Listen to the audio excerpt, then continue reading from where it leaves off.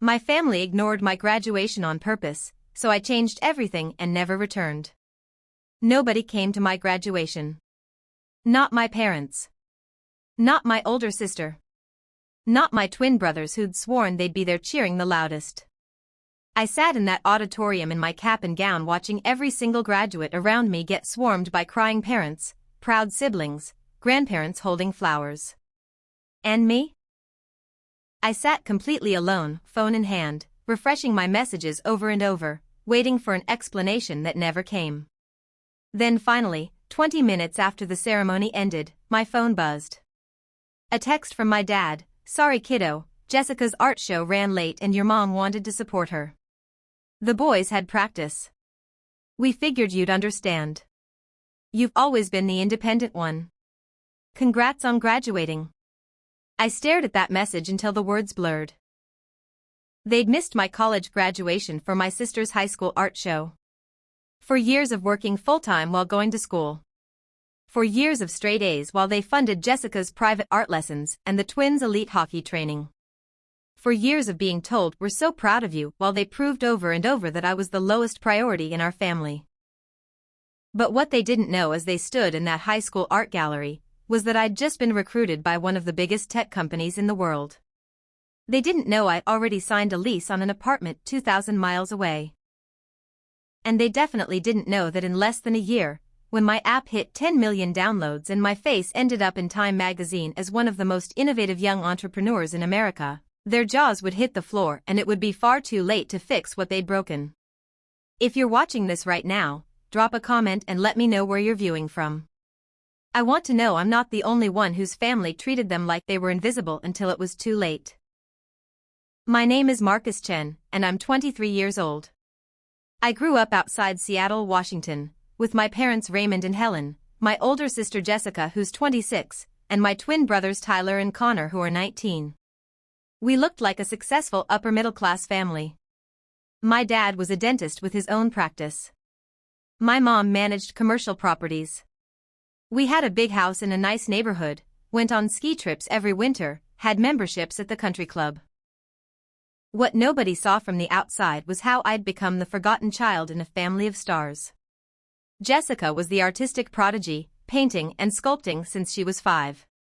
My parents spent tens of thousands on her private art instructors, gallery submissions, supplies, studio space. Tyler and Connor were hockey phenoms, playing travel hockey since they were 7.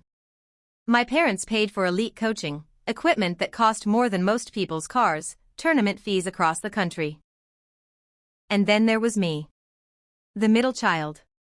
The one who wasn't artistically gifted or athletically talented. The one who was just smart. And in my family, being smart wasn't special. It was expected. Before I tell you about how I vanished from my family's life and the success they discovered when it was already too late to matter, hit the like button and subscribe to hear more real stories about invisible children who became everything their families never believed they could be. These stories might change how you see the people you take for granted.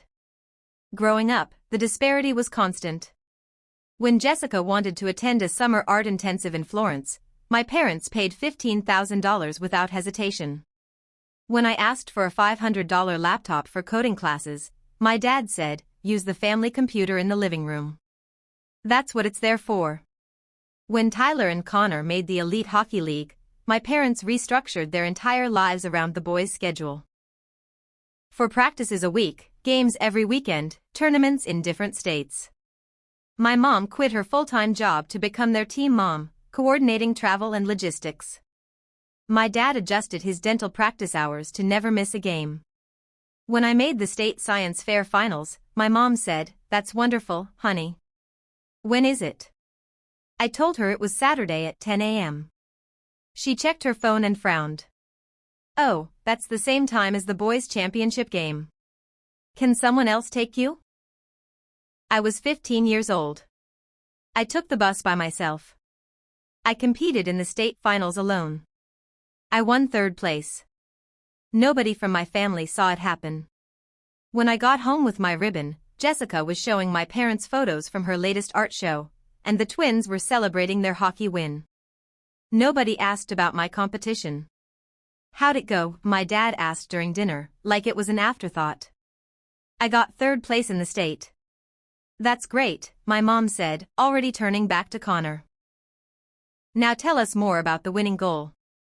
I learned something that day. I could achieve anything, and it would never matter as much as Jessica's art or the twins' sports. So I stopped expecting them to care. I got a job at 16 working at a tech repair shop.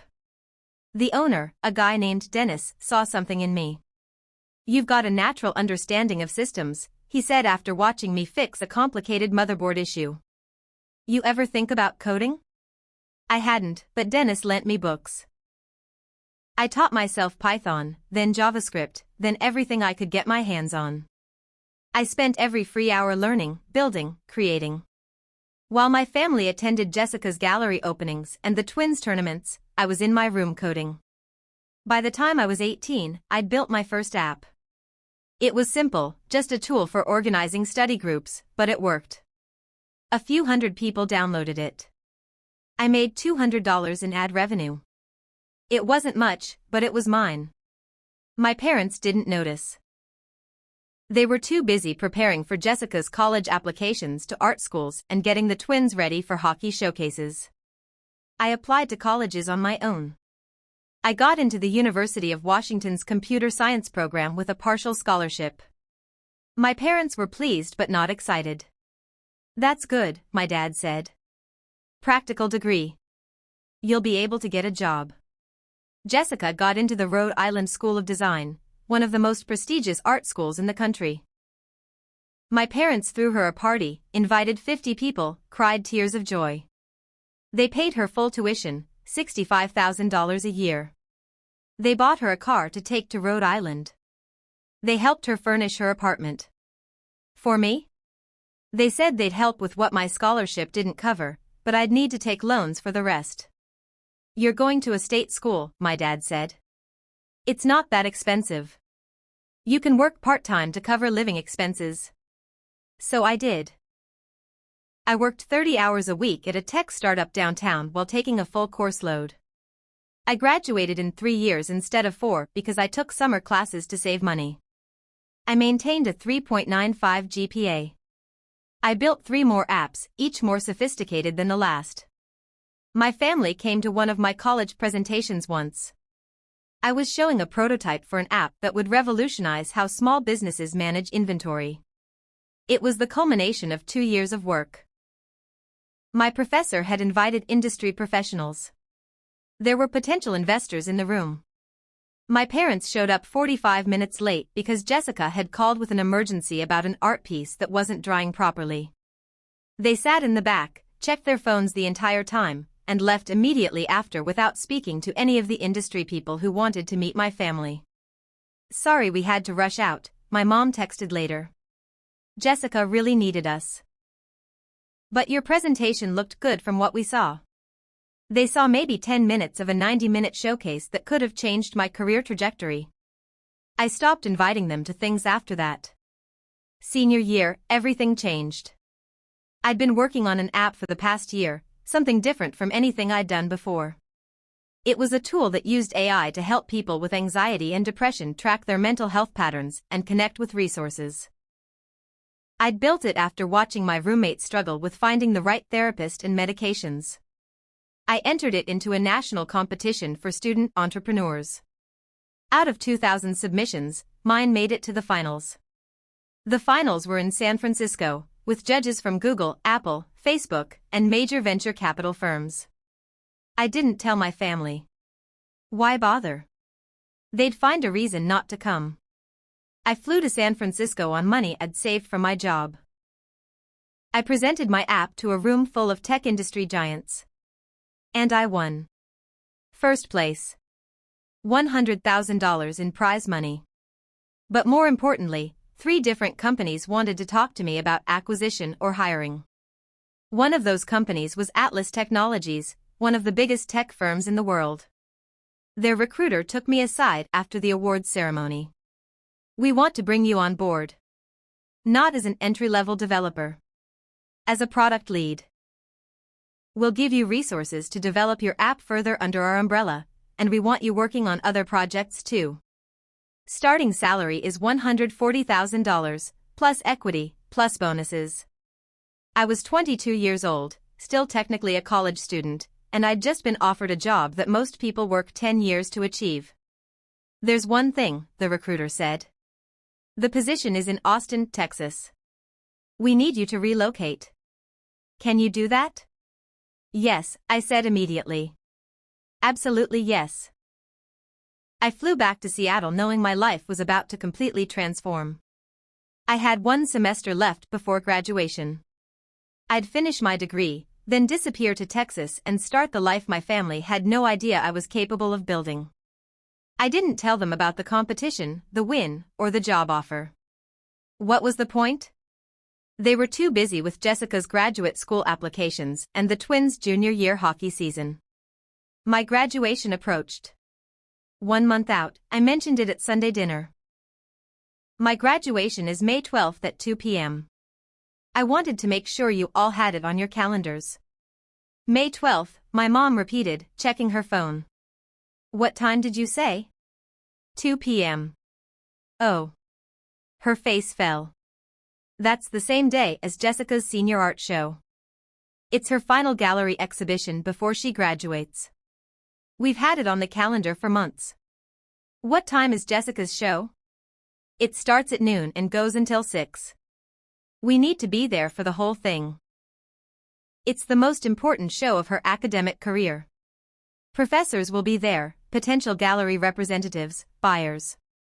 My graduation is my most important academic event too, I said carefully. It's college graduation. I worked really hard for this. We know, honey, and we're so proud, my dad said. But you have to understand, Jessica's show is once in a lifetime. Your graduation is just a ceremony. You'll get your diploma in the mail either way. Just a ceremony, I repeated, feeling something break inside my chest. You've always been so understanding about these things, my mom added. You know Jessica needs the support. This could launch her entire career. What about my career? What about supporting me? You're going to be fine. You're a computer science major. You'll get a job. You don't need us there holding your hand. I looked at Jessica, expecting her to say something, to tell them they should come to my graduation. But she just looked uncomfortable and stayed silent. Tyler and Connor weren't even paying attention. They were on their phones, texting about something hockey-related. Forget it, I said, standing up from the table. Don't worry about coming. I'll handle it myself. Like I handle everything else. I left before anyone could respond. The week before my graduation, I got a text from my mom, Marcus, we feel bad about missing your graduation. How about we take you to dinner the night before to celebrate? Would that help? I stared at that text for a long time. She thought a dinner the night before would make up for missing the actual event. Like my graduation was such a minor thing that a meal could substitute for their presence. I didn't respond. 3 days before graduation, my sister called. Hey Marcus, I heard Mom and Dad aren't coming to your graduation. I'm sorry about that. My show is really important to my career, and they've been planning to come for months. But I'm sure you understand. Do I have a choice? I asked. Don't be like that. You've always been the laid-back one. The one who doesn't need all the attention. This is just who you are. Maybe it's who I had to become because none of you ever gave me another option. That's not fair. We all have our own lives and priorities. Yeah, and I've never been one of those priorities. I get it now. Thanks for calling, Jessica. I hung up before she could respond. Graduation day arrived. I got dressed in my apartment alone. I drove to campus alone. I sat in that auditorium surrounded by families and felt more isolated than I'd ever felt in my life. 20 minutes after the ceremony ended, after I'd walked across that stage to silence while everyone around me had cheering sections, my phone finally buzzed with my dad's text about Jessica's art show running late. I sat in my car in the parking lot and made a decision. I was done. Completely done. I drove back to my apartment and started packing. I had 6 weeks before I needed to be in Austin. I planned to spend exactly 0 minutes of those 6 weeks with my family. I didn't tell them I was leaving. I didn't tell them about Atlas Technologies or the $140,000 salary or the equity or any of it. I just quietly prepared to vanish. 3 days after graduation, my phone rang. My mom. I answered out of habit. Marcus. We feel terrible about missing your graduation. Can we take you to dinner this week to celebrate? Make it up to you? You can't make it up to me. Don't be like that. We said we were sorry. Jessica's show was really important. And my graduation wasn't? Of course it was. But you have to understand our position. Jessica needed us there. I needed you there too. For once in my life, I needed you to choose me. But you didn't. You never do. Marcus, you're being dramatic. It's one event. It's not one event. It's 23 years of coming last. It's you paying $260,000 for Jessica's art school while I took out loans. It's you restructuring your entire lives around the twins' hockey while I took the bus to my science competitions. It's you missing my college graduation for a high school art show. It's everything, Mom. Every single thing. We love you just as much as your siblings. No, you don't. And I'm done pretending you do. I'm leaving Seattle. I got a job in Texas. I'm moving in 5 weeks. Don't bother throwing me a going-away party. I don't want one. Texas? What job? When did this happen? Months ago. You never asked about my life, so I stopped telling you about it. Marcus, this is crazy. You can't just move across the country without discussing it with us. I'm 23 years old.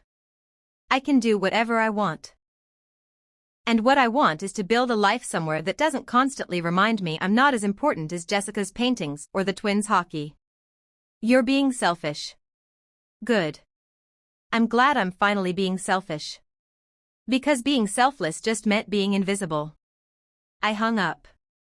She called back immediately. I declined the call. Over the next hour, I got 34 text messages from various family members. All saying the same thing in different ways. I was overreacting, I was being ungrateful, I needed to calm down and think rationally. I blocked all of them. Every number. Every social media account. I deleted my Facebook and Instagram so they couldn't track me. I became a ghost. Over the next 5 weeks, I sold my furniture, packed what I wanted to keep, and prepared for Austin. I didn't say goodbye to anyone in my family. I just left. Austin became my fresh start. My apartment was downtown, walking distance from Atlas Technologies' office. I started my position, and immediately, I knew I'd made the right decision. The work was cutting edge, my team was brilliant, and for the first time in my life, I was surrounded by people who valued my ideas. My boss, Dr. Sarah Kim, treated me like a colleague, not a kid. Your mental health app is exactly the kind of innovative thinking we need here, she said during my first week. We're going to give you a team and resources to develop it fully. This could be huge. I threw myself into work. 80-hour weeks became normal. I led product development meetings. I collaborated with AI researchers and mental health professionals. And my app evolved into something far beyond what I'd originally created. 6 months after starting at Atlas, we launched the beta version of the app, now called Mindful. It was free, accessible, and genuinely helpful. Within a month, we had 100,000 users. Within 3 months, 2 million. Within 6 months, 10 million. Mindful was changing lives. People were sending testimonials about how the app had helped them find the right therapist, track their medication effectiveness, connect with support groups. Mental health organizations were endorsing it. Therapists were recommending it to clients. And the media noticed. Tech publications started writing about the app. Then mainstream media picked it up. Time magazine did a feature on mental health innovation and featured Mindful as the leading example. They wanted to interview me, the creator. They wanted my story. I agreed to the interview. I told them everything: how I'd built the initial version as a college student, how I'd won a competition that led to my job at Atlas, how we developed it into what it was now. They asked about my background, my inspiration, my support system. I built this completely on my own, I told the interviewer. No family support, no connections, no advantages. Just a laptop and determination. The article published in December, 8 months after I'd left Seattle. My face on the cover of Time magazine with the headline, "The Young Innovators Solving Tomorrow's Problems Today." Inside was a full feature about me and 3 other young entrepreneurs. My section detailed mindful success, my philosophy on accessible mental health care, and my journey from student project to 10 million users. And there was that quote, the one I knew would reach my family eventually. I learned early that if I wanted something, I had to build it myself. Nobody was going to hand me opportunities or support. So I stopped waiting for help that wasn't coming and started creating my own path. The article went viral. Within 24 hours, it was everywhere. My work email flooded with messages from users thanking me, journalists requesting interviews, companies wanting partnerships. And then, 2 days after publication, I got an email from an address I didn't recognize. Subject line, "From your sister Jessica." I almost deleted it without reading. But curiosity won. "Marcus, it's Jessica." I saw the Time magazine article. We all did. Mom found it first, then showed everyone. "You're on the cover of Time magazine. You created an app with 10 million users. You're working for one of the biggest tech companies in the world. When did all this happen? Why didn't you tell us?" Mom's been crying for 2 days. Dad keeps saying he doesn't understand how we didn't know about any of this. The twins feel terrible. And I feel like the worst sister in the world. You said in the article that you built everything yourself with no support. Was that about us? Because if it was, you're right. We didn't support you. We were so caught up in my art and the boys' hockey that we completely ignored everything you were doing. I remember thinking you were just a computer science major who'd get some boring desk job. I had no idea you were building something this significant. None of us did. Marcus, I'm sorry. We're all sorry. Can we please talk? Can you call Mom? She really wants to explain.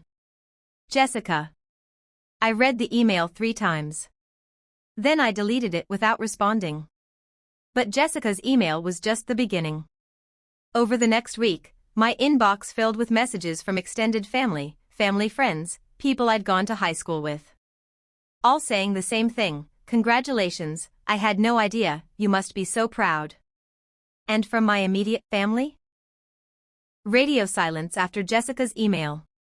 Because what could they say? "Sorry we missed your graduation for an art show, but congratulations on revolutionizing mental health technology?" Then my mom tried a different approach. She called Atlas Technologies' main line and asked to speak with me about a family emergency. The receptionist forwarded the call to my desk. I picked up without checking the caller ID. Marcus Chen. Marcus. Oh, thank God. It's Mom.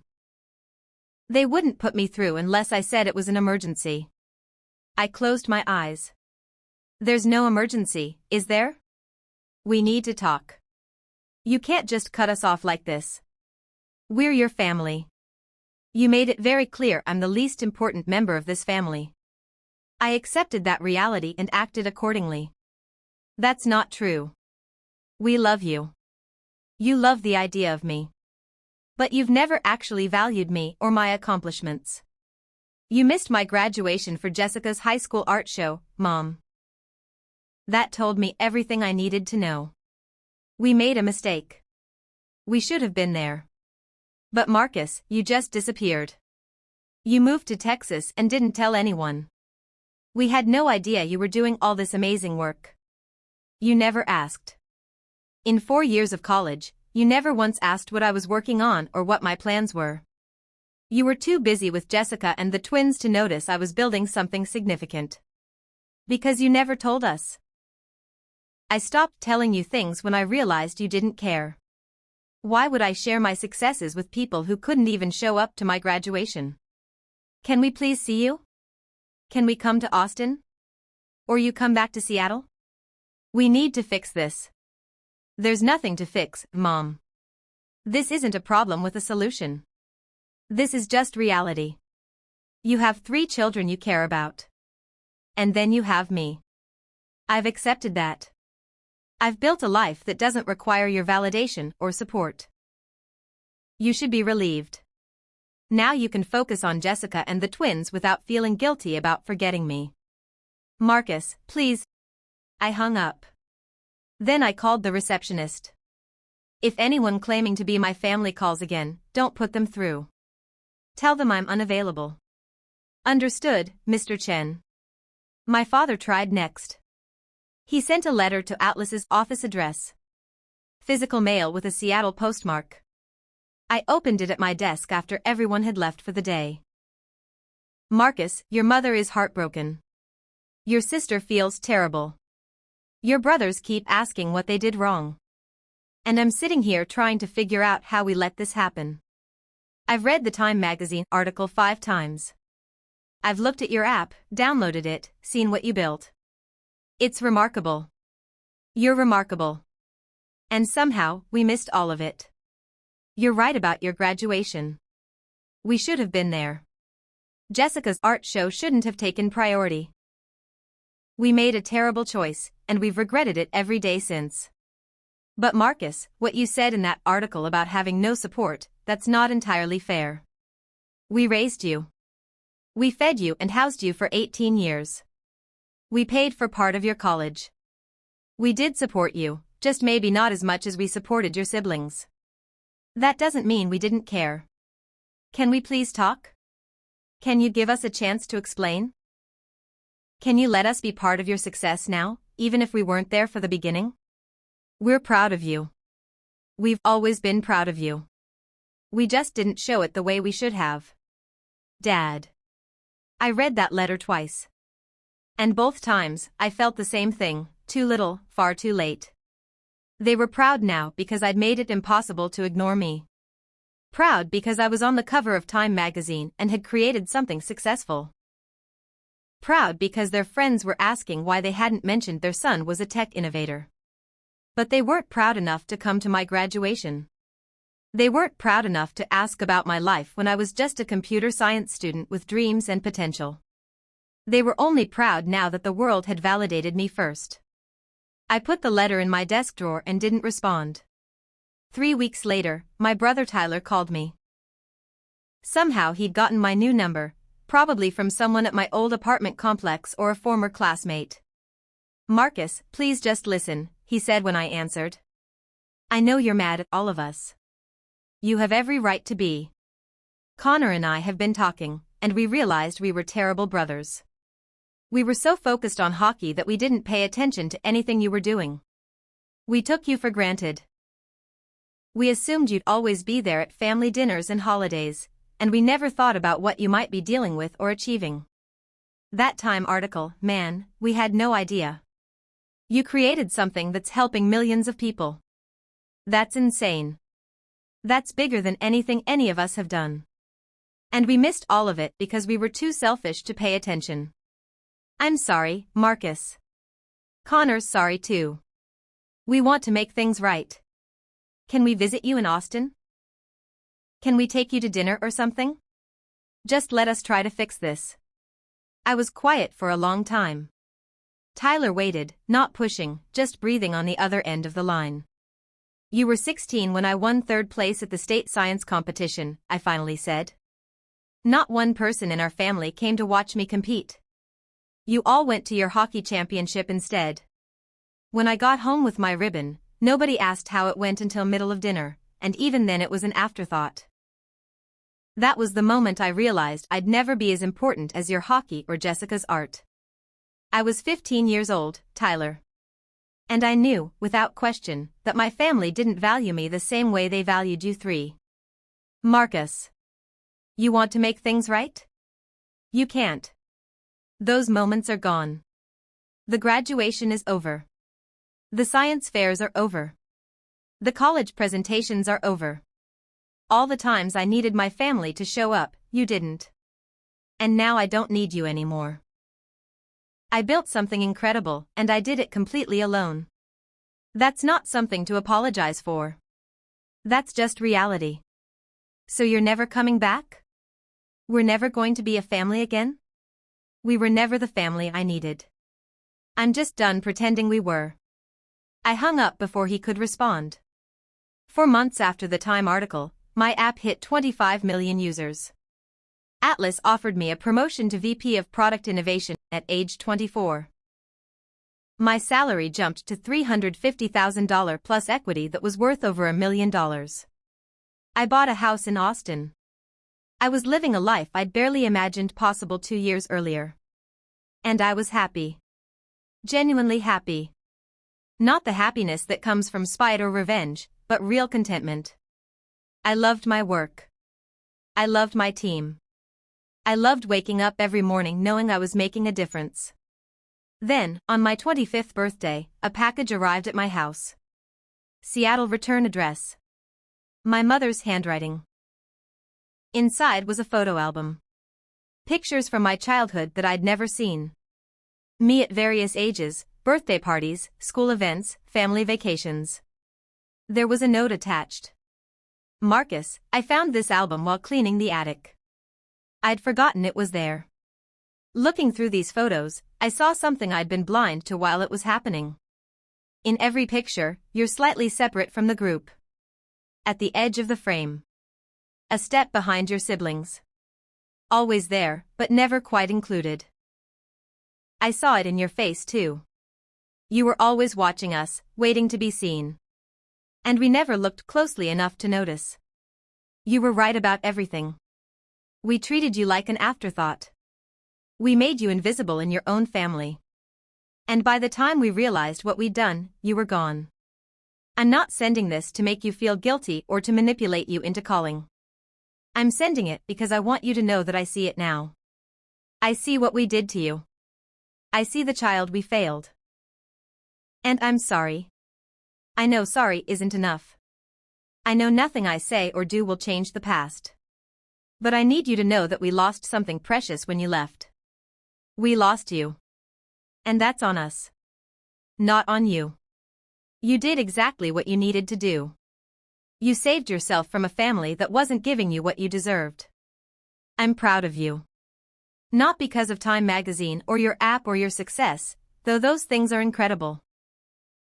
I'm proud of you because you had the strength to walk away from people who hurt you, even though we're your family. That takes courage I don't think I'll ever have. Be happy, Marcus. Build the life you deserve.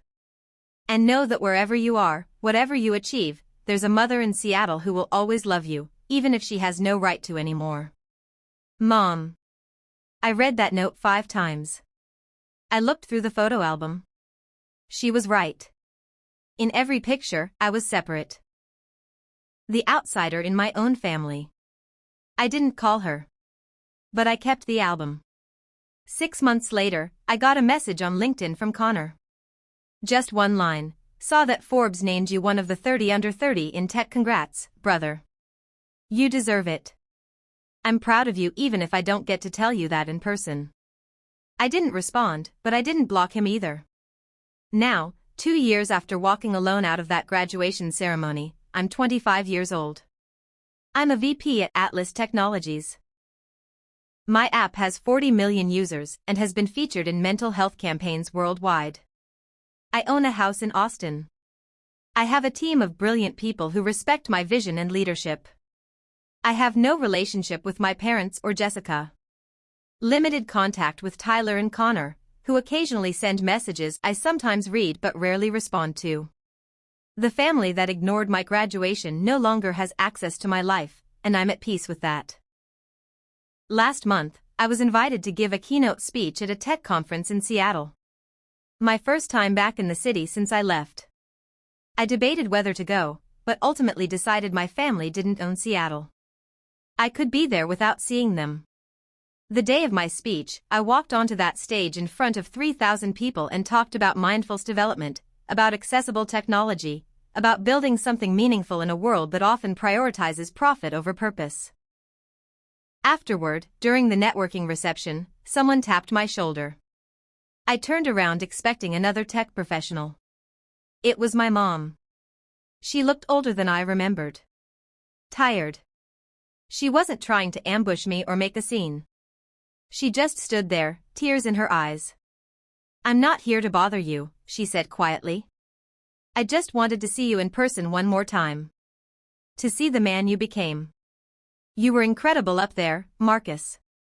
Everything I knew you could be and more." "How did you know I was here?" "Jessica saw it advertised.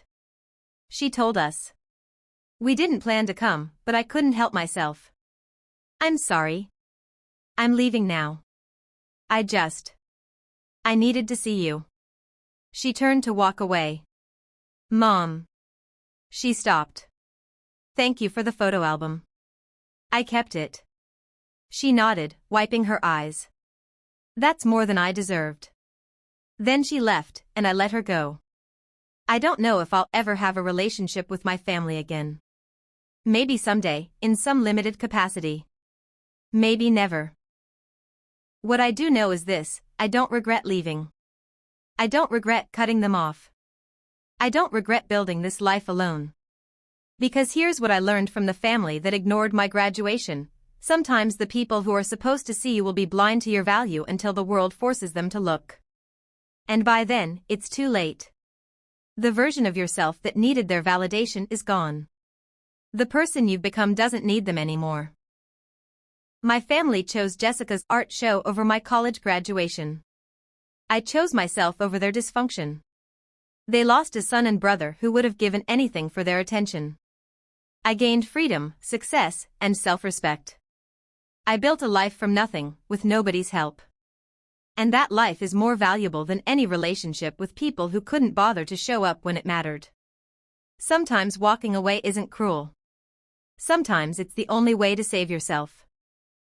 And sometimes the family that ignored you doesn't deserve to be part of the life you built without them. I'm not angry anymore. I'm not bitter. I'm just free. Free to build what I want with people who value me for who I am, not for how I fit into their priorities. My graduation day was the loneliest day of my life. But it was also the day I decided to stop waiting for people who would never see me. The day I became visible on my own terms. And 2 years later, looking at everything I've created, I can honestly say, walking out of that auditorium alone was the beginning of the best decision I ever made. Have you ever been the forgotten child? Have you built something incredible after people counted you out? Have you walked away from family who only noticed you once you didn't need them anymore? Share your stories in the comments below. Let's talk about the moment you chose yourself. If this story moved you, hit the like button and subscribe for more real stories about people who changed everything by walking away from those who couldn't see their worth. Share this with someone who needs to hear that leaving doesn't make you cold. It makes you strong. Thank you for watching. And remember, the people who show up earn their place in your life. Everyone else is just taking up space you could fill with people who actually see you.